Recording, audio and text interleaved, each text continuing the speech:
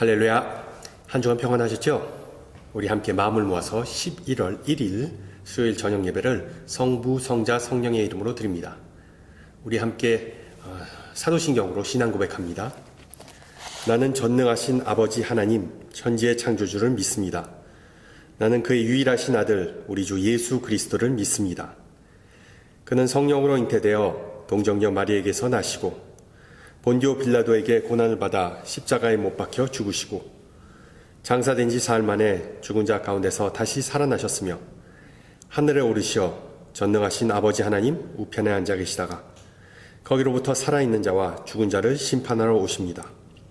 나는 성령을 믿으며 거룩한 공교회와 성도의 교제와 죄를 용서받는 것과 몸의 부활과 영생을 믿습니다. 아멘.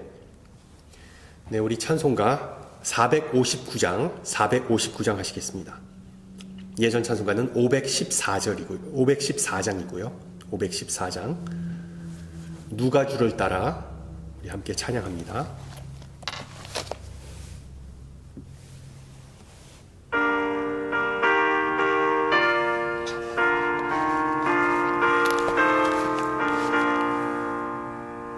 누가 주를 따라 섬기려는가? 누가 죄를 떠나 주만 따를까? 누가 주를 섬겨 남을 구할까? 누가 주의 뒤를 따라가려나? 부르심을 받아 주의 은혜로 주를 따라가네. 주만 따르네. 세상 영광 위에 따름 아니요 그 신사랑 인해 주만 따르고 주가 내려주신 은혜 힘입어 주의 뒤를 따라 힘써 일하네. 부르심을 받아 주의 은혜로 주를 따라가네. 주만 따르네. 환난 핍박 많고 원수 강하나 주의 용사 더욱 힘이 강하니 누가 능히 이겨 넘어뜨리랴. 변함없는 진리 승리하리라. 기쁜 찬송하며 주의 은혜로 주를 따라가네. 주만 섬기네. 아멘. 하나님께서 오늘 저녁 우리에게 주신 말씀 마태복음 7장 15절에서 23절입니다.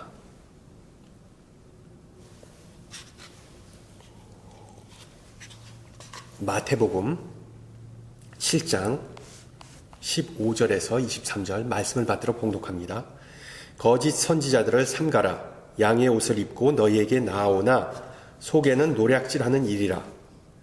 그들의 열매로 그들을 알지니 가시나무에서 포도를 또는 엉겅퀴에서 무화과를 따겠느냐. 이와 같이 좋은 나무마다 아름다운 열매를 맺고 못된 나무가 나쁜 열매를 맺나니 좋은 나무가 나쁜 열매를 맺을 수 없고 못된 나무가 아름다운 열매를 맺을 수 없느니라.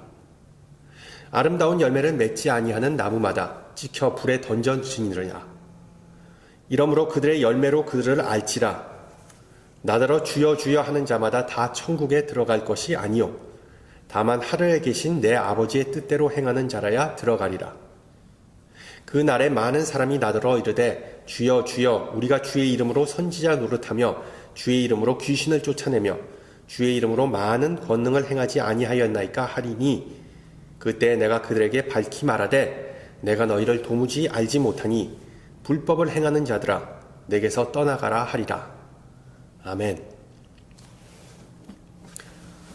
진실의 순간이라는 표현이 있습니다. 진실의 순간. 영어로는 the moment of truth. 또 약자로는 MOT, the moment of truth.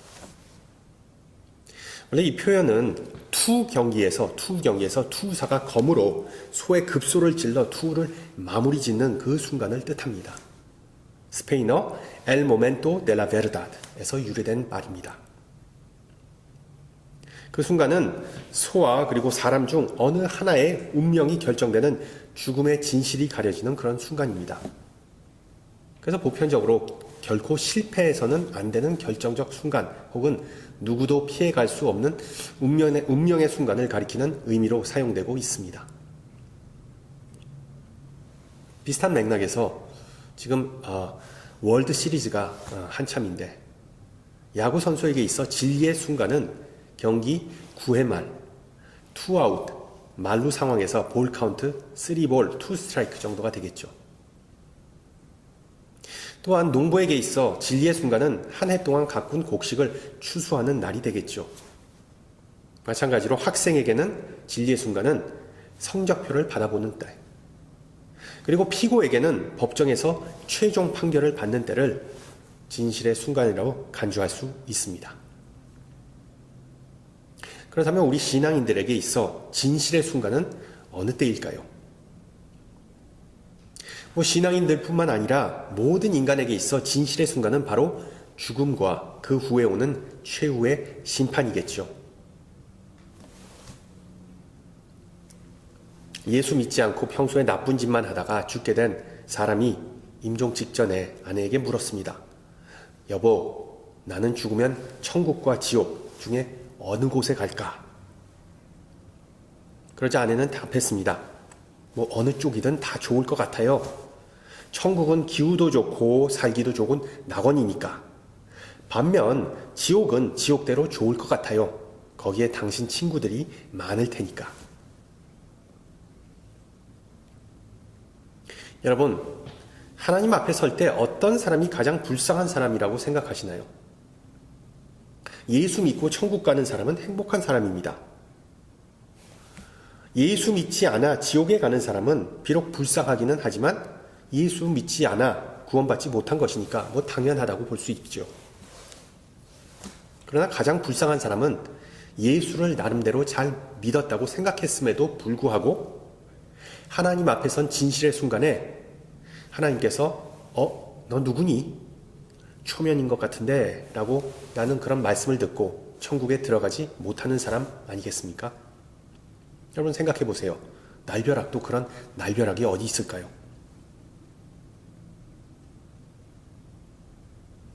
오늘 읽은 본문은 마지막 때 하나님의 심판의 때 자신은 예수를 믿는다고 생각했지만 하나님께서는 내가 너희를 도무지 알지 못하니 불법을 행하는 자들아 내게서 떠나가라 라는 심판의 말씀을 듣는 사람에 대해 말하고 있습니다. 본문을 보면 원래는 거짓 선지자들에게 해당하는 말씀이지만 우리가 그 본문을 조금 더 넓혀서 이해할 때, 해석할 때 우리 모든 성도들에게 적용되는 그런 이야기라고도 볼 수 있습니다. 예수님으로부터 외면을 받는 사람, 정말 비참한 사람이 아닐 수 없습니다. 불법을 행하는 자들은 주로 시편에서 다윗이 사용하는 표현입니다. 쉽게 말해서 다윗의 원수들을 포괄적으로 가리키는 용어입니다. 그러니까 자신의 정적, 이스라엘을 호시탐탐 노리는 이웃국가 그리고 율법을 지키지 않는 신하들을 야훼 하나님께서 심판해달라고 호소하는 탄원시에서 많이 나오는 그런 표현입니다. 불법을 행하는 자.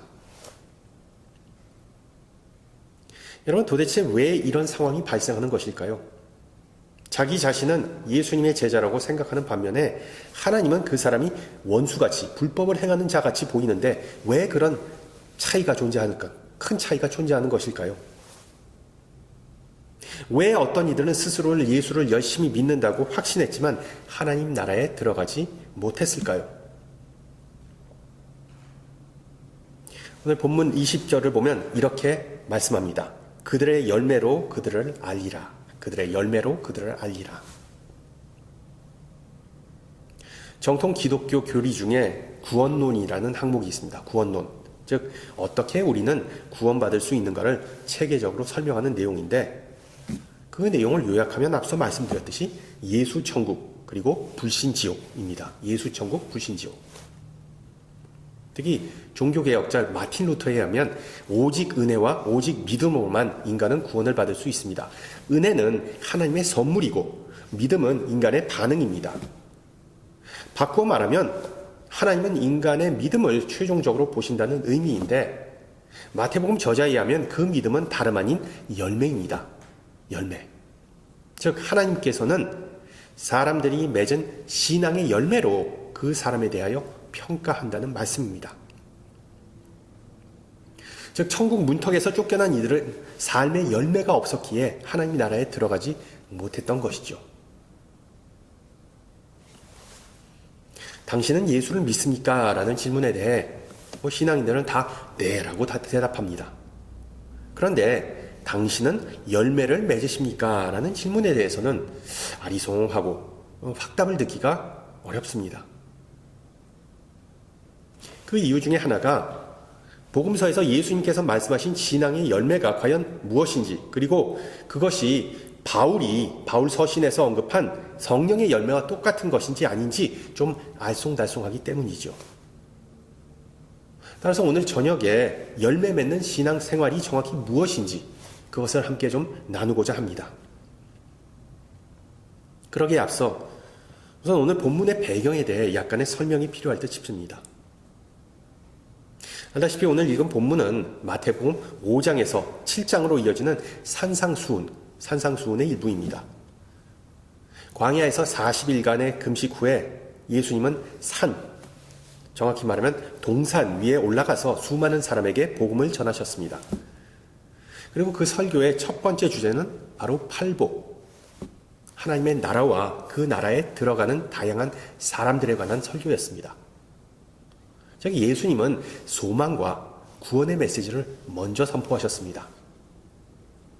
그리고 그 말씀은 기존의 종교 지도자들의 그 선포와는 완전히 달랐기 때문에 군중이 예수님에게 몰려들었다고 성경은 기록합니다. 예수님의 설교, 예수님의 산상수훈이 큰 반향을 일으킨 이유는 당시의 사람들의 편견을 깨트렸기 때문이죠. 당시 유대인들은 자신들이 아브라함의 후손이라는 이유로 하나님의 나라에 들어갈 수 있다고 믿었습니다. 소위 말하는 선민사상이죠. 선민사상. 그런데 오늘 본문 14절을 보세요. 생명으로 인도하는 문은 좁고 길이 협착하여 찾는 자가 적음이라. 예수님은 전통적인 선민사상, 그 사상이 잘못되었다고 암시하시면서 그들 대부분은 결코 하나님의 나라에 들어가지 못할 것이라고 말씀하셨습니다. 즉 구원은 아브라함의 후손에게조차 힘든 것이라고 경고하십니다. 왜 예수님께서 이런 책망의 말씀을 하셨는가 하면 당시의 유대인들은 아브라함의 후손, 즉 고귀한 혈통이라는 그런 허영심에 사로잡혀서 하나님을 기쁘게 하는 삶을 살지 못하였기 때문입니다. 그들은 모두 어떻게 보면 하나님께서 심으신 나무였는데 그 나무는 전혀 열매를 맺지 못하였습니다. 알다시피 이스라엘에는 여러 종류의 나무가 있었는데 그 중에 하나는 바로 무화과 나무입니다. 무화과 나무는 꽃은 없지만 열매를 맺는 좀 특별한 나무입니다. 비유하자면 이 세상에는 두 종류의 사람이 있습니다. 두 종류의 사람. 하나는 꽃을 추구하는 사람이고 다른 하나는 열매를 추구하는 사람입니다. 전자는 꽃을 통하여 자신을 드러내며 사람들에게 과시하며 인정받으려는 그런 사람입니다. 열매는 전혀 없고 오직 자신만이 사람들에게 인정받고 영광받으려는 그런 사람입니다. 사역하다 보면 신앙인들 가운데서도 이런 종류의 사람들이 종종 있습니다. 그리고 이런 사람들을 본문 22절은 이렇게 묘사합니다. 주여 주여 우리가 주의 이름으로 선지자 노릇하며 주의 이름으로 귀신을 쫓아내며 주의 이름으로 많은 권능을 행하지 아니하였나이까.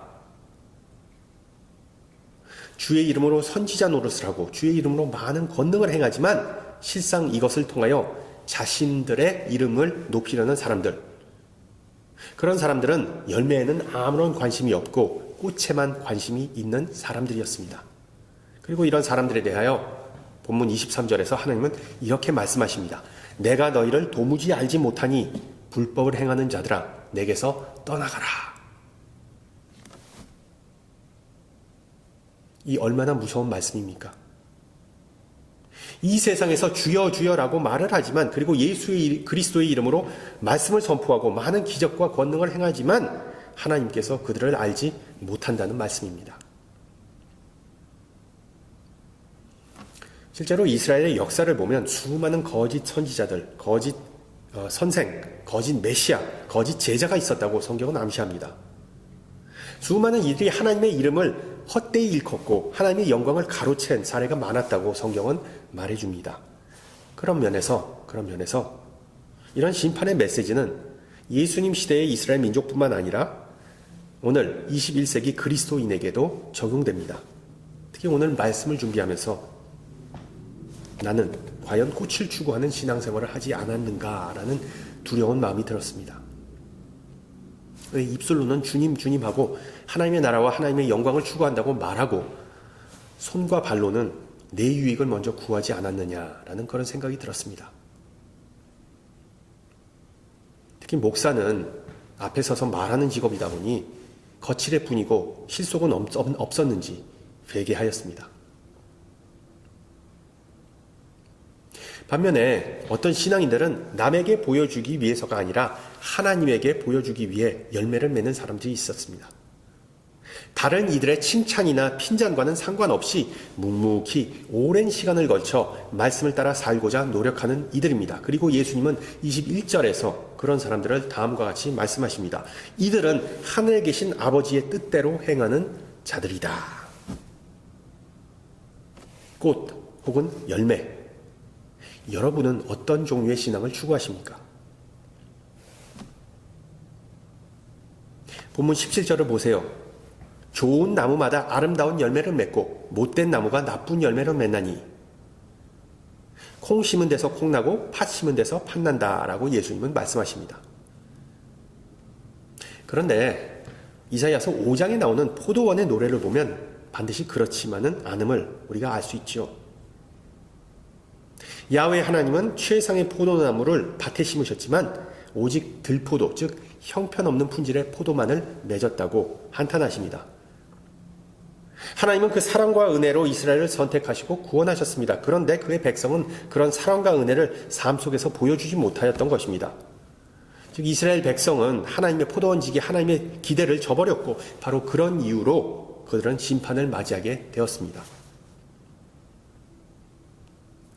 제가 예전에 이사야서 5장을 읽으면서 든 생각은 하나님은 별로 좋은 유능한 포도원 지지기가 아니었나 보다 였습니다. 왜요? 많은 수고와 정성을 들였음에도 불구하고 왜 뜻하지도 않게 들포도가 나왔는지 저는 이해가 되지 않았습니다. 또한 하나님께서 전능하시다면 왜 들포도를 그렇다면 좋은 포도로, 즉 불신하는 이스라엘을 순종하는 이스라엘로 변화시키지 않았는지 또한 이해가 되지 않았습니다. 나중에 제가 자녀를 기르면서 그런 생각이 얼마나 1차원적인지를 깨닫게 되었습니다. 자식 농사는 마음대로 안 된다는 말처럼 부모가 아무리 사랑과 정성을 자식에게 쏟아부어도 세상에서 제일 어려운 농사는 바로 자식 농사입니다. 따라서 자식 자랑하는 것은 돈 자랑하는 것만큼 미련한 것입니다. 자, 그러면 어떻게 해야 하나님께서 원하시는 좋은 포도, 맛있는 열매를 맺을 수 있을까요? 어떤 사람이 천국의 열매를 맺을까요? 본문은 이렇게 말하고 있습니다. 하늘에 계신 내 아버지의 뜻대로 행하는 자. 하늘에 계신 내 아버지의 뜻대로 행하는 자. 주여 주여 라고 외치는 자가 무조건 다 열매를 맺는 것은 아닙니다. 하나님의 말씀을 듣는다고 다 열매를 맺는 것은 아닙니다. 하나님의 말씀을 듣고 그 말씀을 행하는 자, 그 말씀에 순종하는 자가 열매를 맺는 자입니다. 열매 맺는, 즉 행함이 있는 믿음을 강조하는 야고보서는 다음과 같이 기록합니다. 내 형제들아, 만일 사람이 믿음이 있노라 하고 행함이 없으면 무슨 이익이 있으리요? 그 믿음이 능히 자기를 구하겠느냐? 행함이 없는 믿음, 삶이 따르지 않는 믿음은 결코 구원을 받을 수 없다는 것 말씀입니다. 믿음은 관념적이고 추상적인 것이 아닙니다. 믿음은 현실이자 삶입니다. 전 세계적으로 기독교 인구가 줄어든다는 뉴스나 통계를 우리는 자주 접합니다. 우리가 사는 미국만 하더라도 자신을 기독교인으로 분류하거나 기독교와 어떤 연관성을 가졌다고 주장하는 이들은 전체 인구의 43%가 넘지 않습니다. 43%. 반면에 자신이 무교라고 주장하는 이들은 39%를 넘어섰습니다. 특히 코비드 사태 이후로 이런 추세가 더 두드러집니다. 뭐가 문제일까요? 세속화 시대에 사는 우리들, 이 세상 속에 교회가 충분히 없어서일까요? 아니겠죠. 비록 한국 야경에 보이는 수많은 십자가에는 비교할 수 없지만 미국에서 교회 찾기는 힘든 일이 아닙니다. 내 구미에 맞는 교회 찾기가 어려울지 몰라도. 아니면 말씀 선포가 충분히 이루어지지 않아서일까요? 그것도 아니죠. 요즘은 TV나 인터넷에 들어가기만 하면 유명 목사님들의 설교를 얼마든지 언제든지 들을 수 있습니다. 아니면 예수의 이름의 능력이 약해져서 그럴까요? 세계의 역사를 바꾼 위인들의 그 리스트를 보면, 순위를 보면 예수님의 이름은 여전히 탑 10에 들어갑니다. 부처나 모하멧과 같은 다른 종교의 창시자들과 함께 예수님은 꼭 거론됩니다. 예수, 모하멧, 부처 이들의 가르침을 보면 상당히 유사한 부분이 많이 있습니다. 예를 들어 The Golden Rule, 황금률, 그리고 상호윤리, 그리고 이타주의와 같은 가르침은 기독교뿐만 아니라 불교 그리고 이슬람에서도 다 심도 있게 다루는 내용입니다. 그러나 다른 종교 지도자들과 예수님을 구분짓는 가장 큰 차이는 바로 예수님의 생애입니다. 예수님의 생애. 오직 예수님만 남을 구원하기 위해 자신의 목숨을 버리셨습니다. 알다시피 부처는 오직 개인 구원, 불교 용어로는 열반에만 nirvana, 열반에만 관심이 있었습니다. 모하멧의 생애는 거론조차 할 필요도 없습니다. 암살, 대량 학살, 강간, 고문, 테러의 연속이 바로 모하멧의 삶을 특징집니다. 결론적으로 예수님의 가르침과 삶, 언행에는 차이가 없었습니다. 예수님은 말씀뿐만 아니라 행동이 오직 진리만을 추구하셨기 때문에 하나님의 아들이라는 자신의 신분이 다른 이에게 아무런 거짓이나 꾸밈 없이 그대로 전달되었습니다. 진심이 전달된 것입니다. 어떻게 보면 백문이 불여일견, 예수님의 말씀보다 오히려 예수님의 삶이 많은 이에게 더 큰 영감이 되었던 것이죠. 그렇습니다. 예수님 시대의 사람들이나 지금 시대를 살아가는 우리에게는 영감과 그리고 감동이 갈급합니다. 그래서 사람들은 뉴스에서 가슴을 뭉클하게 하는 어떤 미담이나 스포츠 경기에서 짜릿한 역전극과 같은 것을 선호하는 것 아니겠습니까? 이런 문화와 풍조 속에서 우리 신앙인들이 세상의 본보기가 되기 위해서는 아름답게, 화려하게, 즉 꽃처럼 사는 것이 아니라 묵묵히 그리고 충성되게 열매처럼 사는 것입니다. 즉 예수님에 대해 말하는 것뿐만 아니라 더 중요한 것은 예수님처럼 사는 것입니다.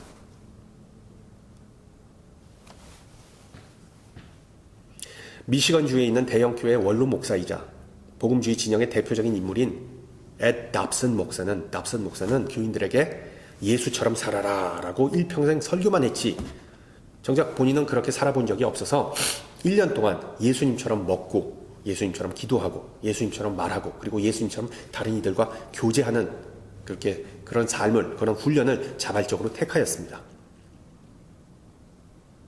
흥미롭게도 그렇게 한 후에 그가 내린 결론은 예수처럼 사는 것 정말 힘든 일이다 였습니다. 예수처럼 사는 것 정말 힘든 일이다. 그러면서 나는 비록 예수의 제자이지만 좋은 제자, 성실한 제자는 아닌 것 같다.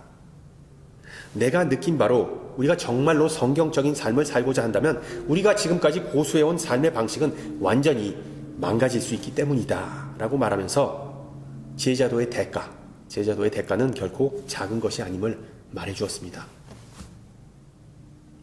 그렇지만 그 1년 동안 예수님의 발자취를 따라가고자 노력했던 답슨 목사는 아주 놀라운 영적 변화를, 내적 변화를 겪었다고 고백합니다. 그 1년 동안 술집에서 예수를 증거하고 아니면 히치하이킹하는 사람에게 차를 태워주고 그리스도의 가르침과 기독교적 가치관을 가장 잘 반영한다고 생각되는 민주당 후보에게 심지어 표를 던졌다고 말합니다. 답슨 자신은 아주 골수 공화당원이었기 때문에 절대로 민주당 후보를 위해 투표한 적은 없었음에도 불구하고 그런 크고 작은 경험을 겪다 보니까 문득 크리스마스 시즌이 되었는데 1년이 되었는데 답슨 목사는 그때 갑자기 십자가에서 죽기까지 사랑을 선포한 예수님에게 그 이전에 가져보지 못했던 감사한 마음을 가지게 되었다고 고백합니다. 여러분, 기독교는 생명의 종교이자 사랑의 종교입니다. 그렇다면 지금 우리는 어떤 모습을 하고 살아갑니까? 사랑과 생명이 넘치고 있습니까? 아니면 불만과 메마름만이 우리에게 남아 있습니까? 그리스도로부터 받은 사랑의 열매를 다른 이들과 전혀 나누지 않는 신앙인을 표현하는 단어가 있습니다. 바로 영적인 좀비. 비슷한 맥락에서 십자가와 헌신, 자기 희생과 같은 가르침은 살짝 제쳐두고 은혜, 축복, 위로와 같이 오직 자기 마음에 드는 그리스도의 가르침을 편식하는 신앙인들도 있습니다. 그런데 예수님의 생애를 잘 생각해 보시기 바랍니다. 예수님은 모든 이들을 아무런 편견 없이 다 반기시고 모두에게 사랑을 베푸셨습니다. 회개하는 일을 용서해 주시고 그들을 위해 자신의 목숨마저 내놓으셨습니다. 그런 겸손과 섬김이 어우러진 삶이야말로 가장 귀하고도 아름다운 열매였습니다. 그리고 그런 열매 맺는 삶이야말로 우리가 아버지께 기쁨이 되는 아버지의 뜻에 합당한 삶입니다. 영국의 복음주의 목사인 존 찰스 라일은 다음과 같이 말했습니다. 세상이 생각하는 위대함은 지배하는 것이지만 기독교의 위대함은 섬기는 것이다. 그렇습니다. 예수님은 섬김의 왕으로 이 세상에 오셨습니다. 섬김과 나눔은 하나님께서 가장 기뻐하시는 열매 중에 하나입니다.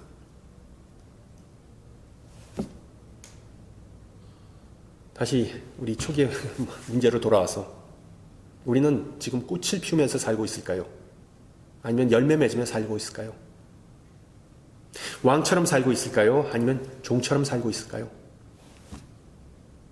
중요한 사실은 섬김의 삶을 선택해서 살면 왕처럼 살 수 있지만 섬김을 받으려고자 하면 결국 종처럼 살게 됩니다.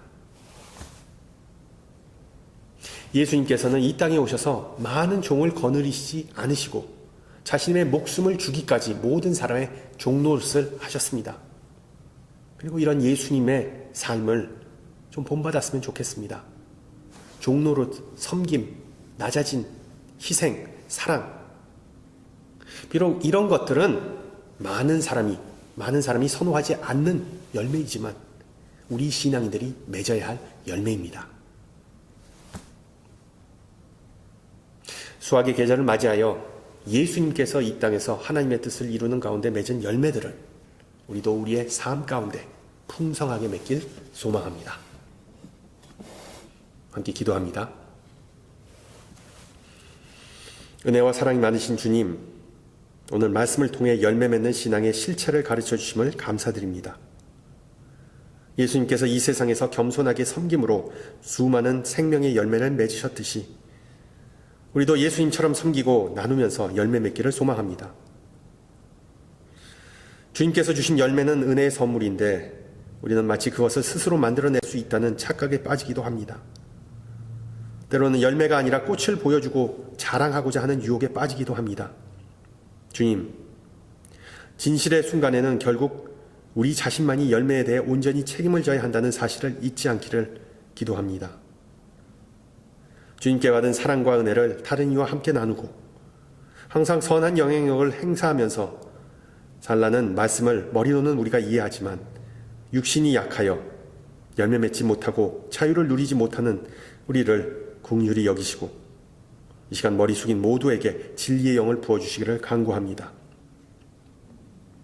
시냇가에 뿌리를 내린 나무처럼 말씀의 뿌리를 내리고 살게 하시고 농부가 수확을 기다리면서 인내하듯 주님께서 주신 약속을 의지하고 주님의 때를 기다리게 하옵시고 세상 사람들의 눈에 들거나 성공하는 삶을 추구하는 것이 아니라 주님의 영광을 위해 힘쓰며 그리스도의 마음과 성품을 담고자 기도하오니 부디 아름답고 풍성한 열매를 맺는 역사가 우리 모두에게 있기를 기도합니다.